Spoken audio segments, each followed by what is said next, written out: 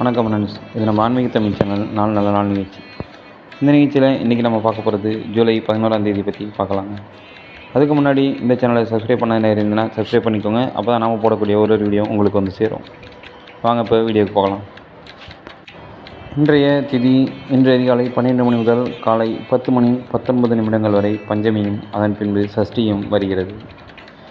இன்றைய நட்சத்திரம் இன்று அதிகாலை 12 மணி முதல் பிற்பகல் 1 மணி 46 நிமிடங்கள் வரை பூரமும் அதன் பின்பு உத்திரமும் தொடர்கிறது. இன்றைய நாமயோகம் இன்று அதிகாலை 12 மணி முதல் அதிகாலை 3 மணி 27 நிமிடங்கள் வரை வியாதிபாதமும் அதன் பின்பு வரியானும் வருகிறது. இன்றைய கரணம் இன்று அதிகாலை 12 மணி முதல் இன்று காலை 10 மணி 19 நிமிடங்கள் வரை பாலவமும் அதன் பின்பு இரவு 11 மணி 17 நிமிடங்கள் வரை கௌலவமும் அதனைத் தொடர்ந்து தைத்துலமும் வருகிறது. இன்றைய அமிர்தாதி யோகம் இன்று அதிகாலை 5 மணி 58 நிமிடங்கள் வரை அமிர்த யோகமும் பின்பு பிற்பகல் 1 மணி 46 நிமிடங்கள் வரை சித்த யோகமும் அதனைத் தொடர்ந்து மரண யோகமும் வருகிறது.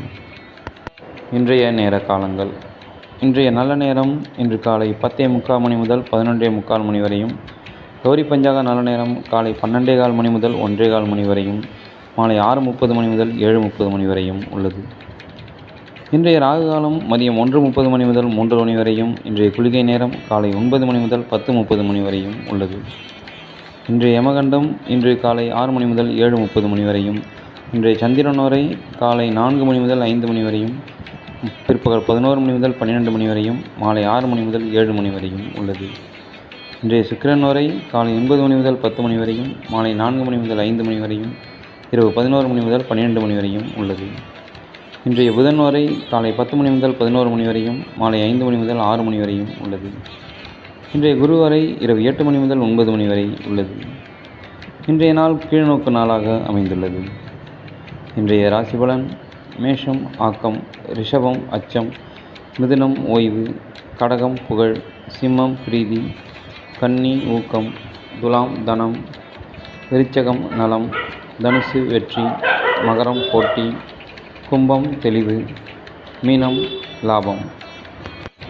இன்றைய சந்திராஷ்டம நட்சத்திரங்கள் இன்று அதிகாலை 12 மணி முதல் பிற்பகல் 1 மணி 46 நிமிடங்கள் வரை திருவோணத்திற்கும் அதன் பின்பு அவிட்ட நட்சத்திரத்திற்கும் வருகிறது. இன்று தமிழறிஞர் கா. மீனாட்சி சுந்தரம் அவர்களின் பிறந்த நாள் கொண்டாடப்படுகிறது. அதே நாளில் இந்திய விடுதலைக்கு வித்திட்ட வீரர் அழகு முத்து கோன் அவர்களின் பிறந்த தினமும் கொண்டாடப்படுகிறது.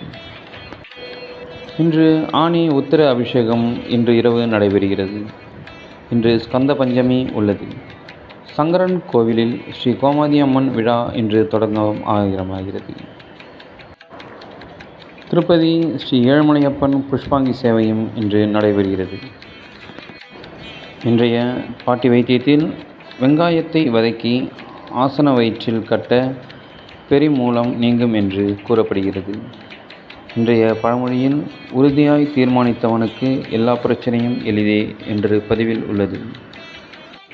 இன்றைய நேர காலங்கள் மற்றும் ராசி பலனுக்கு பிறகு அடுத்து நாம் பார்க்க இருப்பது இன்று ஒரு கோயில் தகவலில் காஞ்சிபுரம் மாவட்டம் காஞ்சிபுரத்தில் உள்ள வரதராஜர் திருக்கோயில் பற்றி பார்க்கலாம்.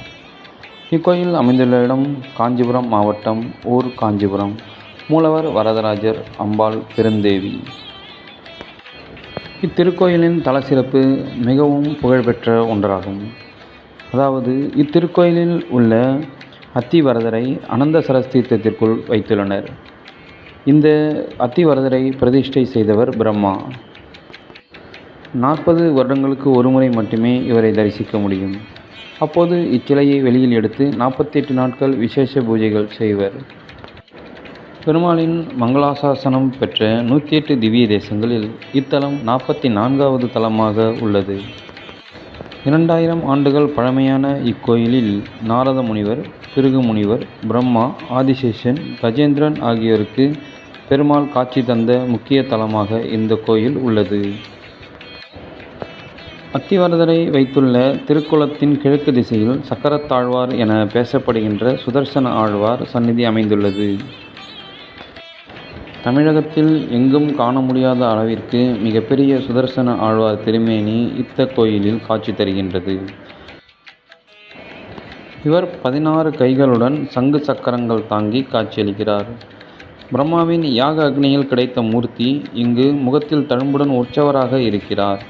இதனால் இவருக்கு படைக்கும் நைவேத்தியத்தில் மிளகாய் சேர்ப்பதில்லை. இவரே இங்கு பிராதானம் என்பதால் பக்தர்கள் இவரை தரிசித்து விட்டே மூலவரை தரிசிக்கிறார்கள். மீண்டும் நாம் மற்றொரு வீடியோவில் சந்திப்போம். நன்றி.